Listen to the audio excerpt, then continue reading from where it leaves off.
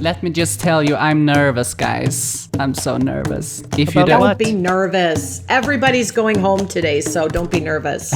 If you don't see it the way I do, then it's my responsibility to make you see it the way I do. So I'm nervous. Which we still No, you have to sing it. Singing in the Okay, Andrea, the intro. Okay. And welcome to the musical theater round, guys. This is the semifinals. It's very exciting, and we have a lot of thoughts and probably a lot of arguing to get through. So let's just get right down to it. I want to go with Scott first. No, we're going with Kelsey first. Because we're going with Scott first because you're not going to be happy with what I'm going to say about Kelsey. She tends to be the last one we're talking about, so I think it's her time. All right, okay, first. But all right. We can do Scott second. I think that's a fair compromise. All right, sure. Okay, that's a good compromise. Fighting already. Okay. Uh-oh.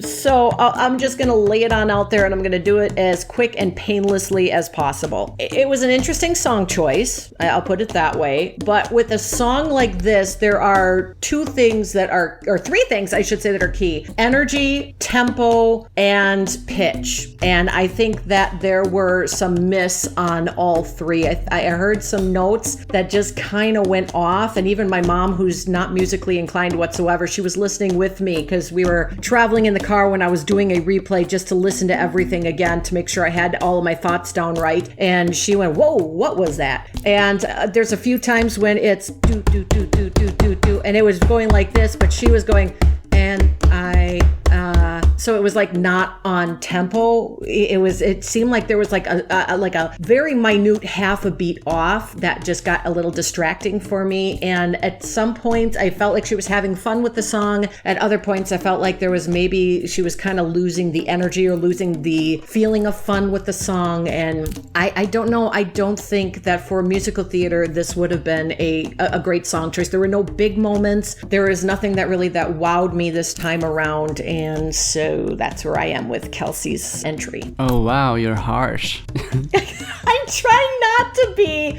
but it didn't work for me. I was brokenhearted about it because, I was expecting something big. I mean, this is the semifinals, and I was expecting something really huge and just like exciting. And this song that isn't it. This isn't a semifinal song choice. I mean, she could have chosen like Defying Gravity, or she could have chosen Popular from Wicked, which are two really great songs that have big moments and a lot of fun and a lot of great vocal range. And she chose a song that really just doesn't have any of that. So that's where I stood. And you guys are going to be very mad at me because I have a lot to say about a lot of contestants, and not all of it's going to be good. So I'm putting it out there now. Yeah, it's not easy to impress a former professional musical theater actress, even though you have said you are easily impressed, but I don't believe you. And this is the proof. Easily impressed, but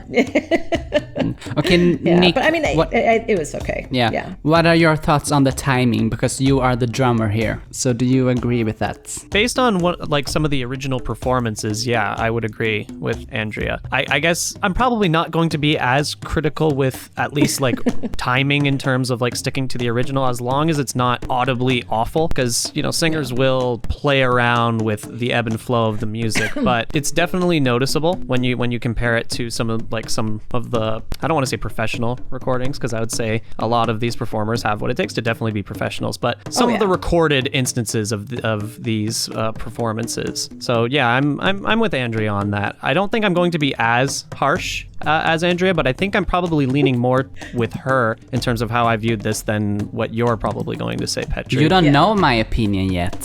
That's true. We just know you. That's true. Maybe we're all in agreement, but yeah, you never know. Let's see. I'm trying to think of something that Andrea didn't already say, because she went into a lot greater detail than I wrote out. I think that a lot of Kelsey's performance, first off, I didn't really find it too engaging. I thought that the energy kind of remained around the same point for most of the song. The, I guess, chorus, for lack of a better term, brought it up a little bit, but then the verses kind of just brought it back down to kind of just this is okay, but it's not exciting. It's not nearly as passionate or emotionally intense as you can get with this type of genre. And especially gearing near towards the end of this competition, you need a heavy hitter, especially with musicals, because there are a plethora of huge emotionally driving songs that you have to choose from, and Kelsey just kind of picked an easy choice, something safe, something that sounded nice. I thought the performance was very well done, but it's kind of what we talked about with Aria with Last Round. It wasn't memorable, and it did not stick out to me in one way or the other. Ooh, okay. Oh boy, here we go. I think you know me because I actually love this. I knew it. Of course you did. Because Kelsey, I think your voice was so emotive in this, and it was actually very dynamic to me. From that soft and beautiful voice to that stronger voice. Some of your belts, I mean, I'm not gonna call, I'm gonna call it belting, even though it's not really belting because it's mostly head voice. But I'm gonna call it belting, so you know what I mean. Some of those ended kinda sharp. As far as your song choice goes, it suited your voice perfectly. But in comparison to the other songs, this isn't one that really moved my soul, so to speak. Even though I can relate to it, even though that's embarrassing to admit, but I did relate to it at some point. So yeah, I did feel the emotion, and I don't have such a strong negative reaction to it that the other judges had. But I do agree with that there are stronger song choices. I think it comes with the genre. It's basically, it's musical theater. It's the semifinals. It needed to be bigger. It needed to be brassier. The timing needed to be just a little bit better. When you have that staccato that's so obvious, like, I mean, it's in your face. Like, you know, if you're off tempo, like if, you know, just like a beat behind and it kind of fit it musically, I think it could work. But when you got the staccato that kind of is giving you that tempo, you got to keep up with it. You can't fall too far behind or it's noticeable, more noticeable. There were no big dramatic moments. It was a fun song. It was done well, but I don't think it was done well enough for the semifinals. Ooh, okay. I actually didn't think you were gonna be that negative. I'm not negative. I'm Because I felt the emotion, even though it wasn't as powerful as some of the others. So I agree to that extent. I don't think it was emotionless. I just don't think that it gave us a big moment. Like a moment that's going to like swell us and be like, wow, this is a winning entry. This is a finals entry. This is going to carry her over. I didn't feel that moment. And when you're in the semifinals, you got to give that moment. Every performance should be this is a winning performance. But when you're in the semifinals, if you haven't given us a winning performance yet, now's the time to do it, because otherwise that's going to be the difference of getting into the finals or not getting into the finals. And for me personally, I know maybe I'm a little bit harsh this time around because I am stressed out right now. My hair is literally falling out because I've had a long day, but this might have been like maybe for 2-3 episodes ago, but not a semifinal. Yeah, I mean, I do think that she did capture and embody some of those anxieties that you deal with when it comes to young love and first dates and meeting people and stuff like that. But I think that she could have gone with a better song, and it just left me feeling more or less neutral about it. Yeah. Okay, I guess you are making some fair points. We do that sometimes. Scott chose Out There from Hunchback of Notre Dame. I thought that this was a pretty interesting song choice because it involves two separate characters. He sang for both of them, which is slightly different as opposed to just doing a song that has background vocals, just because you kind of have to play those two separate identities. And I thought that Scott did a pretty good job with it. If I didn't know that Scott was singing this song on his own, I might have assumed that it was two separate singers. I thought that the emotion in the first vocal part, you'll have to forgive me because I don't necessarily know all the names. I know one of them is the Hunchback, Quasimodo, but the person who's not Quasimodo, the first voice, I thought he kind of captured that more ominous, almost villain-like performance, and then he brought it more with that innocence in the second half, where it was more of a solo performance from Quasimodo. I thought the second half of the song was where Scott really shined. Yeah. I did enjoy the first chunk of it, but that second half is where I really felt the emotion of the character that he was portraying there. I really felt that desire to be accepted and to live among the common folk. I thought he had some great tone, great control, power where it needed to be. There were a couple little dips that went flat during certain vocal parts, so Scott will have to be very careful with that, provided he makes it to the next round. Wasn't blown away, but it was a very enjoyable performance, and I liked it a lot more than Scott's song from the previous round. The Rammstein. Yes. Okay, yeah. do you want me to go next, or do you want to go next, Petri? Now you can go next, Andrea. Okay. Disagree with me. Disagree with you. Okay, right off the bat, I want to get out of there that there were a few moments that got me a little worried, because the part where he was trying to kind of harmonize with himself as the bad character and then Quasimodo, where they just kind of, for a brief moment before he turns into Quasimodo, there was just a little bit of harmonizing that just didn't quite, it was there, but it wasn't quite there. It didn't quite make it. So there were a few pitch issues, but that said, first off, I think it was very ambitious to try to do two different characters, and it was amazing how he was able to kind of change his voice so that you knew the difference between, it wasn't just the same guy singing two parts, it was almost like Nick said, two people singing their own part. And I did like that a lot. But when he got into Quasimodo, when he actually started to do that song from the Hunchback part, that was amazing. It got, for me, I just really feel like he built it. He built the emotion. There was some really big moments in there. My mom absolutely fell in love with Scott. She thinks that, he's the greatest thing since sliced bread. I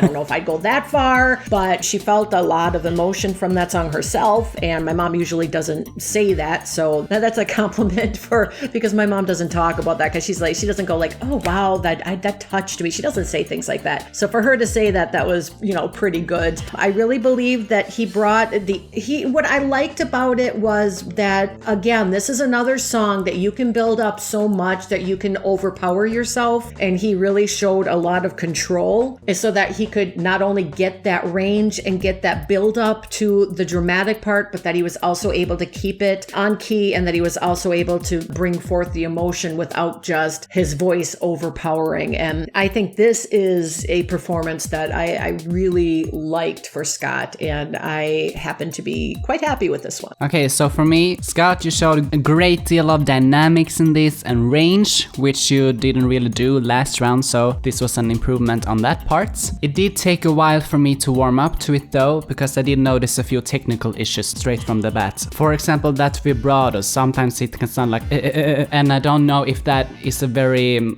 attractive way to sing. You might need to work towards a different type of vibrato. And you did have some questionable pitch moments there as well, and you don't properly support your mid-range consistently, because it sounds a bit strained at some points. Not in your high notes though, because those were actually quite clean. So interestingly enough, you had more problems with your mid-range than high notes. And I have heard this song be done better at some parts, for example by Ryan Smith in season 1 in the Disney episode, and Chris Lockman in last season's auditions, because those parts require a bit of a softer, smoother voice for me, kind of like Josh Groban, and you were almost there with the softness, but you needed to soften it up just a little bit more, because again, your voice can sometimes be a bit too hard. But the ending saved it for me, because you showed more power than anyone else here in that second half. I would just like a little bit more vibrato on that ending, and it would have been a perfect ending. But I mean, when you belt those high notes, that just does something to me, I don't know. I actually got a little bit of a tear, so I really love this, Scott. Really good job with this. Yeah. All right. So I agreed with you, Nick, for the most part, but I was actually blown away by the second half, even though you weren't. Yeah, I mean, like I said, it was definitely the strongest portion of the song where I was fully invested, and I was like, all right, I'm with you here on this one, Scott. Let's see where it goes. And it was enjoyable, very enjoyable. Yeah. Let's go with Phoebe then, because I'm interested in hearing if you thought she proved herself this round, because last round we talked about how she wasn't versatile at all, so this was really the defining moment for her. Is she versatile enough to be a finalist? Well, I think, Phoebe, you did it, because this was not J-pop at all. You have a thicker, stronger voice than you've ever had before, and more power in your voice than I have ever heard before, because for J-pop you have to intentionally make your voice thinner, so I didn't notice a big difference between this and your more J-poppy sound, but that you have had before. So for me, you did it, but I have to say, I didn't notice that you're using autotune quite a lot in this. And you're not the first or the last person to do that in this show, but for me, the illusion was kind of cracked because of that. Because then I start to question everything. I mean, how much is your talent and how much is the computer's work? I mean, you can use autotune, but at least fool us with it. Because if you make it that obvious, then it doesn't really sit right with me, because you could have had pitch issues in your performance, but you're just hiding them with the computer's help. But all that said, this really moved me, so real well done on that. I definitely agree with you on the autotune aspect, because I don't think that Phoebe needs it, and it's only going to hurt you if you put noticeable autotune in it, especially at this point in the competition when everyone is going to be pretty much on their A game. So like Petri mentioned, little autotune here and there to just kind of add that tiny bit of polish is okay, considering that it's not outrightly banned. But when it's noticeable, then we start to wonder, is it because you needed it? Is it because you weren't confident in your abilities? Is it because someone else suggested you add it, or you feel like you have to just because autotune pretty much exists on just about every single kind of professional vocal recording now? So it leads a lot of confusion and second guessing from at least my part, because I personally don't think that you need it. I think you're a great vocalist. So now I'm wondering is if this performance was not quite up to snuff and you felt like you had to add autotune, but I don't think it's fair to go and ask you, so I just have to make my assumptions. But the song itself, this is a very dangerous musical to choose just because of how iconic it is and how recognizable it is. And a lot of these songs, the vocal style is very almost operatic, very powerful. And while you did move away from that J-pop breathy, thin kind of vocal, I still heard a little bit of it here and there with your performance. And with this kind of song, when you go to like some of the performances from say, I cannot remember the singer who sang this. Is it Leah Salonga? That's it. Yes. When you go to like Leah Salonga's performance, the amount of sheer power that Leah brings, and this is what that song requires, that power. I did not feel it with this, and I didn't feel the emotional delivery from this kind of song. Just for a little bit of background, basically the premise of this song is that this girl, she's basically a street urchin, and she's in love with this guy who's part of like the French Revolution. And this song, basically, she walks around at night imagining that she's with this guy. Her life is so horrible, yet the thought of just imagining being with this man brings her joy, even in the worst of situations. If sung right, this song could bring an entire audience to tears, and it should. But this felt more like someone singing about their high school crush, as opposed to what this could have been. Yes, Petri. No. This is what I believe. Yes, Petri. I felt the emotion. Hey, she almost cried in the song, damn it. I mean, I couldn't tell. I listened to the song, so I mean, without hearing actual sobs, That one hurt me. Beyond that. Oh, I felt that slap. I just think it was missing some of the power and dynamic variation that this song really calls for. It was a good performance, all things considered, but I think the song choice really, really, really screwed Phoebe over on this one. No, I completely disagree with you there. I mean, I felt the emotion. By the way, I actually sang along to this in cinema once because my friends forced me to watch this movie. So I know the original, and I did feel the emotion from the original. Now, when you say original and then you say movie. Oh, sorry. I mean, one of the... Okay, where is the original from then? Because when you say movie, I think Hugh Jackman. Yeah. Yeah, okay. I'm not the biggest musical fan, to be honest. Yeah. Yeah, Okay. but I felt the emotion, like I said. So Andrea, please save this debate. Choose your side. I'm going to go Switzerland and stay kind of neutral.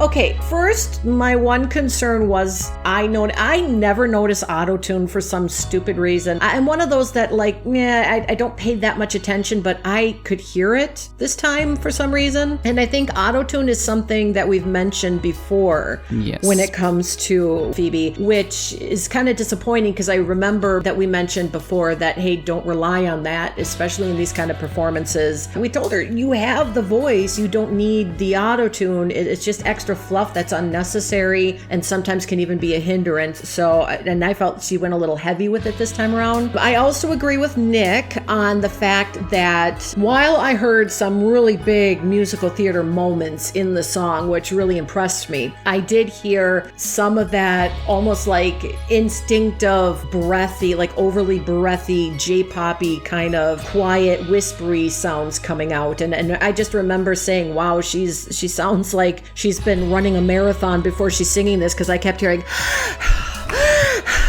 like it was just so breathy. I mean, it's so breathy that sometimes I lost the words or the notes. And so you got to kind of watch that just a little bit. I did hear the tendency when it comes to the J-poppiness to kind of start to, like, it's like an instinctive thing. Like, you know, when you're so used to singing in a certain style, it's really hard to let old habits die when you're trying to kind of change it up a little bit. But that said, I did feel the emotion and I heard the change. I heard those, she was able to open up, especially on the high notes, like, all my life I've only been pretending. She was able to open up that note and just kind of let it go and open it wide so that it sounded like a musical theater stage performance rather than a J-pop singer with that tight, quiet, whispery voice. So I do have to give her props for that. I do have to give her props for the emotion. The pitch was really wonderful. I didn't hear too many pitch issues. Again, that could have been auto-tune. I don't know, but knowing Phoebe, she does do pretty well with pitch. But I did hear a few tendencies to try to fall back into that J-pop habit, especially when she wasn't, like when she built it, she got out of it, but it was when she was still kind of more quiet, she was starting to fall into it and the breathing was just kind of distracting at times. I think that this was kind of my neutral performance. I didn't necessarily just like fall head over heels in love with it, but I didn't necessarily think that it was near the bottom for me. I liked it so much, but at the same time, I just found so many things that I nitpicked a little bit. It's the auto-tune for me, because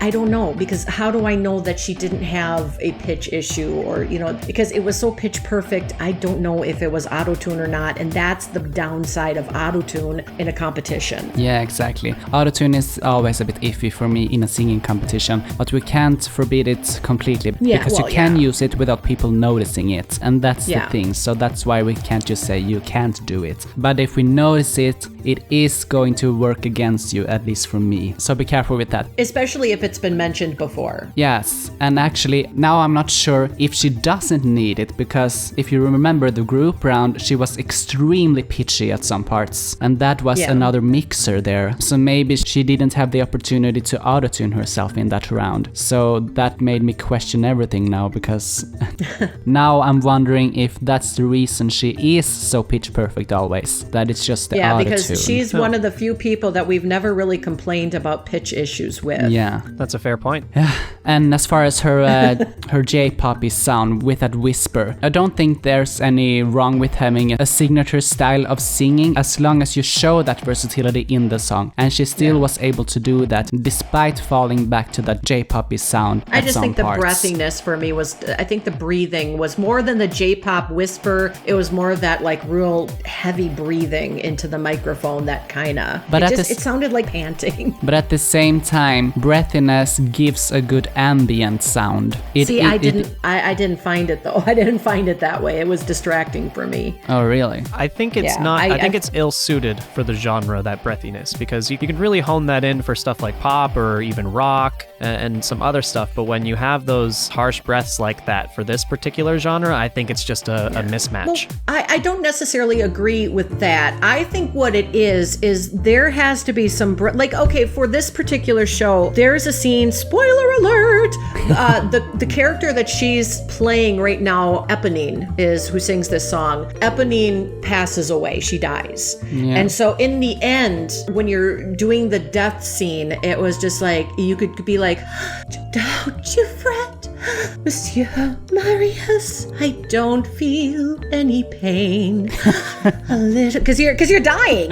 She was shot. She's dying. Yeah, life is fading. But in a song like this, you have to be able to pick and choose. Like, first off, what is the song about? By the way, Yeah? in the movie, she is played by Anne Hathaway, right? Or am I mistaken? Anne Hathaway plays Fantine. She's the mother of Cosette. Okay, so she's not the one that sings this song. She's not the one. This song okay. is by Eponine. I yeah. completely remember it wrong. Yeah, then. no. But with this song, when it comes to the breathiness, there are times when it can be used for emotional impact, especially like in a death scene, such as Eponine's death. Or even in this song, there could be like, but it should be used sparingly. You should know what the song is, what the song's about, and then if you have this breathing, it should be sparingly. And this sounded more, it sounded too consistent. It wasn't used sparingly. So I don't think that it shouldn't be in this genre. I just think that it should be used a little differently in this genre. Okay, I guess that's fair. It's Samantha Parks that you were thinking of, by the way. Or Samantha Barks that played Eponine. For Eponine? Yeah, in the movie. Yep.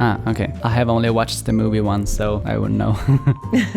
Yeah, whatever. That doesn't matter. Let's go on to the last person here, and that is Ginga. Right. So who wants to begin? Nick. Okay, yeah. Same kind of hesitance that I had with Phoebe's choice to pick such a household name and a household song. With Phantom of the Opera and specifically Music of the Night, there's such a reputation with this. But I thought that Ginga did a great job. The style there was a slight variation in style as opposed to the more kind of operatic vocal style that most performers go with this song, like thinking specifically of like, and Andrea, you can correct me if I pronounce the name wrong. Is it Ramin Karimloo? I don't know if that's the correct pronunciation, but You might be butchering it so much that I don't recognize it. The one that everybody would be able to relate this song to is Michael Crawford. I mean, he is the ultimate Phantom of the Opera, in my opinion. So, but yeah, I thought Ginga took it in a different direction, kind of moved a little bit away from the kind of more deep operatic vocal style, but I did enjoy it. I thought the emotion was where it needed to be. I think I would have liked to see a bit more power, a bit more pushing from that diaphragm, but that's more of a nitpick. I think Ginga captured, they needed to be alluring, fantastical, and seductive with their delivery, because in this song, the Phantom, he's luring Christine to his lair and confessing his love and trying to convince her to give up her life and all that. And I think that Ginga captured it very well and utilized exceptional vocal control. I think that's all I have to say about it. okay. Yeah. Well, Okay, so Ginga, I know you struggle a lot with this round and you work really hard, but as a judge, I don't care about that. I care about results. And this was iconic. I mean, I can really tell you are in your element in this song. Your vocals were so elegant and you have such an interesting texture in your voice in this. I mean, you are showing such versatility with this song. I actually got chills from this. I did notice a few pitch issues still, but you weren't the only one this round that had technical issues, so it's not that big of a deal this time. I still really love this, and this is one that I'm always going to remember. So real well done, Ginga. you guys want me to be the bad guy, don't you?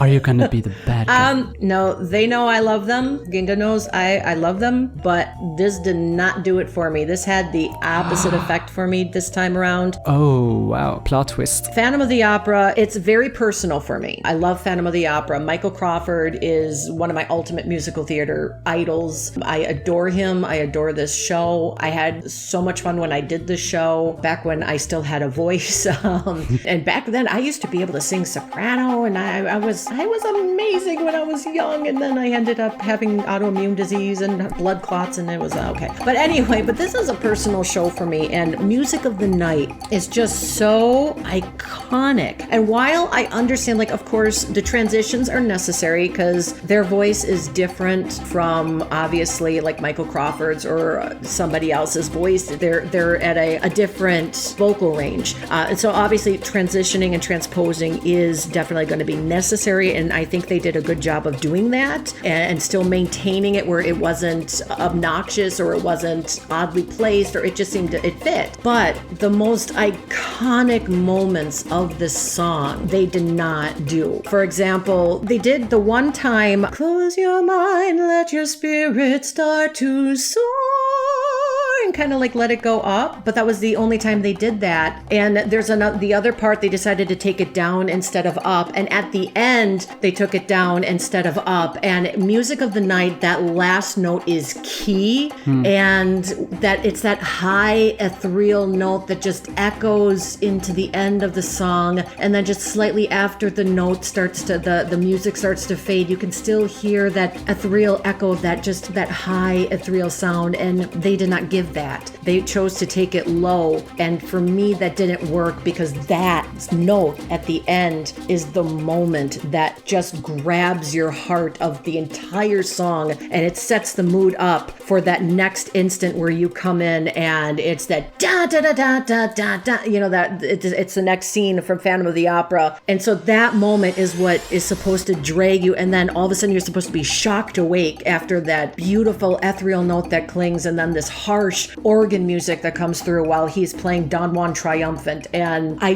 just did not feel that because they decided to go low instead of carrying that note, and it lost that dramatic feeling for me, and I was actually kind of disappointed. And I know that this was very important to them, and I think they did a beautiful job. I think that this was vocally more on par than normal when it comes to like different kinds of like pitch issues. I think this was far better than usual. I did feel the emotion, I did feel some of the power, but right where it counted on two notes that are supposed to lift, they decided not to tackle that. And for this song, for me, it just didn't work out. You need to go for those notes because those are the iconic notes that draw the people in, that draw the emotion, that draw that feeling and that attachment to this song. And when they went for that first note, I thought, yes, this was so good. That note was beautiful. I loved it. And then when they didn't go for it in the second, when they came to the second note, and then when they didn't do it at the end, it just broke my heart because I just felt like it was a letdown. It just kind of bothered me at that point. So, Andrea, you shocked me.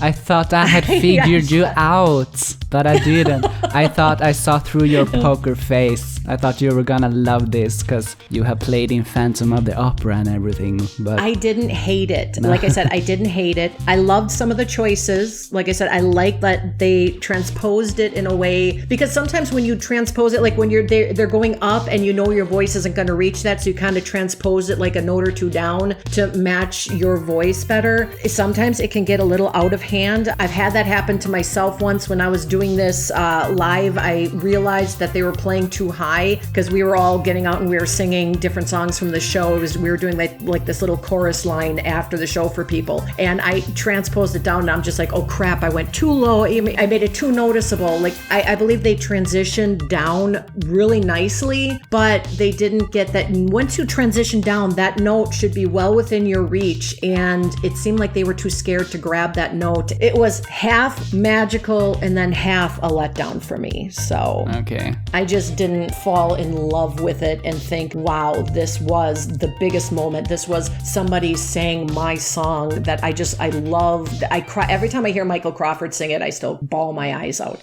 This is like such a big song for me. It's such a big musical for me. It's one of my ultimate favorite musicals for the rest of my life. I will always love this show. And I just was a little bit brokenhearted because I know they can do it. They showed in that first note that they were able to do it when they did that lift, but then they just didn't go for it the rest of the song where it was necessary. And then I just I felt a little brokenhearted about it because I wanted to love it straight through and be like praising it like you and Nick did. I just wanted to be one of those like, yes, we got all three of us are holding hands singing Kumbaya. This is great. It just didn't that's work not out gonna that happen. way. No, not this round. So there you go.